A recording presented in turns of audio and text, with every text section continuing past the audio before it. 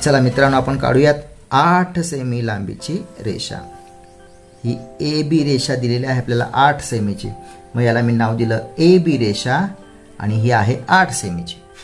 त्यानंतर मित्रांनो, याच्यावरती आपल्याला समांतर रेषा काढायच्या, मात्र ते अंतर दिलेलं आहे 4 सेमी. मग ते अंतर कसं काढायचं, तर इथं या रेषेवरती पहिल्यांदा मी कुठेही 2 पी क्यू बिंदू घेतो लंब काढण्यासाठी. इथं एक पी बिंदू घेतलाय आणि इथे एक क्यू बिंदू घेतलाय रेषेच्या आतमध्ये.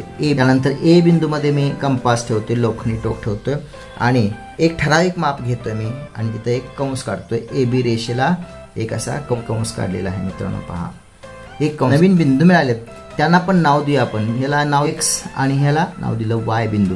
आता एक्स वाय एवढंच माप आहे म्हणायचं आणि पी बिंदूतून लंब काढण्याची कृती आहे. काय करायचं आहे, एक्स आणि वाय याच्या निम्म्यापेक्षा जास्त अंतर घ्यायचं आहे. एक्स आणि वायच्या निम्म्यापेक्षा जास्त अंतर कंपासमध्ये घ्यायचं आहे आणि वरील बाजूला असा कंस करायचा आहे.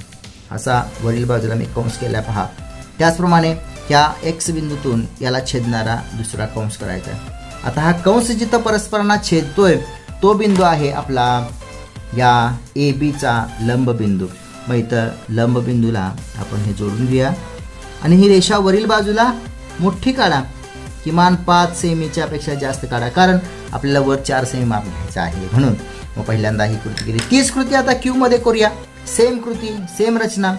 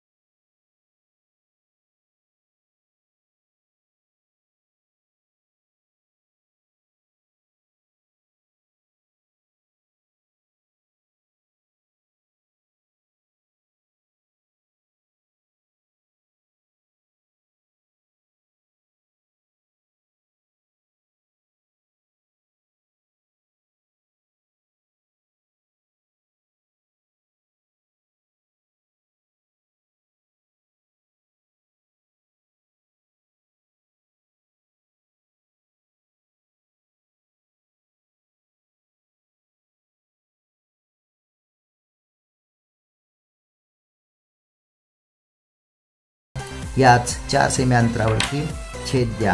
ह्याला नाव देऊ आपण सी बिंदू आणि याला नाव देऊ आपण डी बिंदू.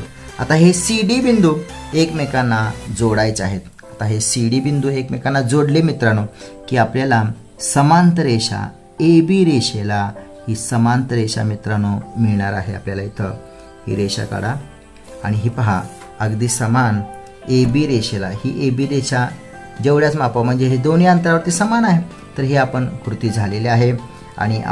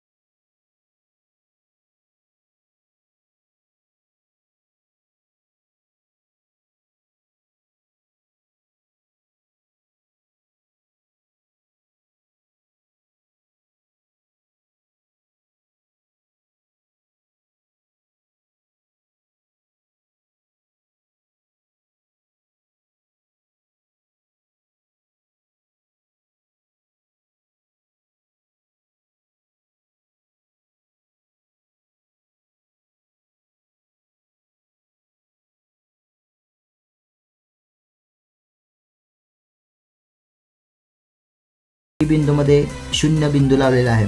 इथं बरोबर ह्या टोकाला 9 सेमी येते मित्रांनो बघा. मात्र आपल्याला पाहिजे किती 12 सेंटीमीटर. मग जरा पुढे जावा आणि ही 12 सेंटीमीटरची रेषा पूर्ण करा. हा 12 सेंटीमीटरची रेषा काढलेली आहे पी क्यू रेषा म्हणून आपण. ही पी क्यू रेषा काढली समांतर रेषा ए बी रेषेला. तर हे दोन्ही टोकं एकमेकांना जोडायचे आहेत. ही बी आणि क्यू जोडायचं आहे आणि वरील बाजूला वाढवायचं आहे.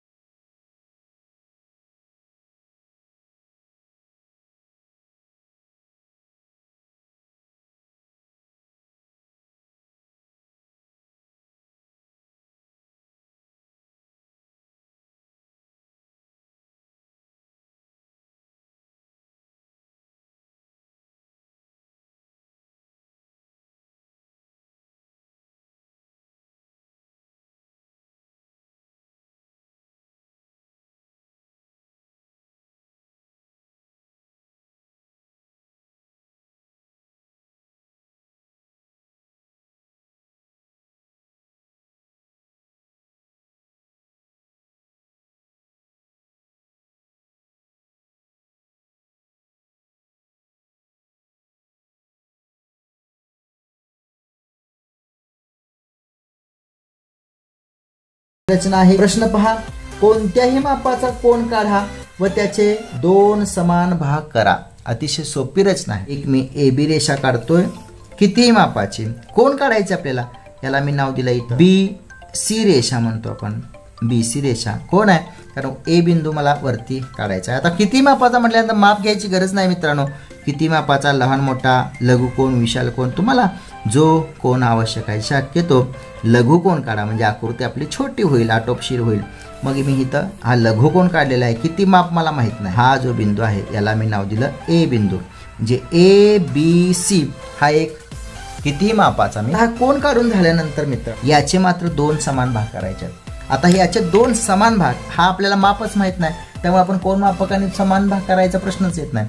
तर आपल्याला पाहिजे हा कंपास आणि कंपासाच्या सहाय्याने कृती करायची आहे. काय करायचं आहे बघा. पहिल्यांदा आपण यायचं आहे ह्या कोणाच्या छेदनबिंदूमध्ये म्हणजेच बी बिंदूमध्ये आणि बी बिंदूमध्ये येऊन मी ठराविक मापाचा एक असा कंस काढतोय. एक कंस काढलेला आहे मित्रांनो. आणि कंस काढल्यानंतर याचा जो छेदनबिंदू आहे त्याला नाव देऊ आपण एक्स बिंदू आणि याला वाय बिंदू नाव दिले. आता एक्स आणि वाय ही एक काल्पनिक रेषा आहे समजायचं. म्हणजे 2 बिंदूतून आपण एक लंब काढायची कृती आपल्याला माहिती आहे. तशी कृती करायची आहे. म्हणजे काय करायचं आपल्याला एक्स आणि वाय याच्या निम्म्यापेक्षा जास्त अंतर घ्यायचं मित्रांनो. आणि एक्सच्या निम्म्याचं अंतर घेऊन पुढील बाजूला कंस अपेक्षित आहे जास्त कारण इकडे बी बिंदू आहेच आपला कंस मध्य. त्यामुळे पुढील बाजूला फक्त कंस केला तरी चालेल. त्याचप्रमाणे एक्स बिंदूतून या नवीन जो छेदनबिंदू आपल्याला मिळाला आहे, कंस मिळाला आहे, त्या कंसाला असा छेद द्यायचा आहे. आता हे दोन्ही कंस इथं परस्परांना छेदलेले आहेत मित्रांनो. तो बिंदू आपण बी बिंदूला आणून जोडणार आहे. आता हा बी बिंदूला जोडल्यानंतर आपली रचना इथं पूर्ण झालेली दिसेल.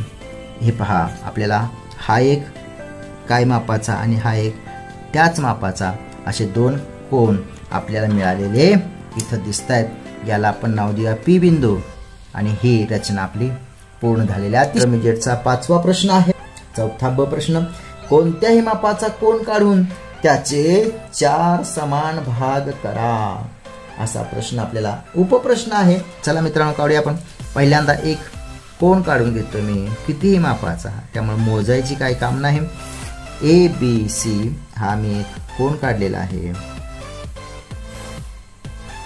हा ए बिंदू आहे, हा बी बिंदू आहे आणि हा सी बिंदू आहे. हा ए बी सी किती मापाचा काढला मला माहित नाही. लघु कोन काढलेला आहे.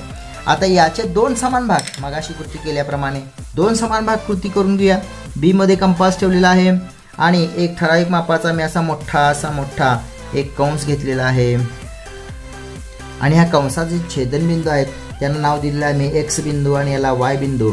आता एक्स आणि वायच्या निम्म्यापेक्षा जास्त अंतर घेतलं मित्रांनो आणि समोरील बाजूला मी कंस करतोय. त्याचप्रमाणे एक्स बिंदूमध्ये आलोय, तेच माप आहे, माप बदलायचं नाही. याच मापानं त्याला छेद दिला. छेद दिल्यानंतर मित्रांनो आपल्याला कंस मिळाला आहे. तो कंसाचा बिंदू या बी बिंदूला मी आणून जोडतोय. ह्या बी बिंदूला मी आणून जोडला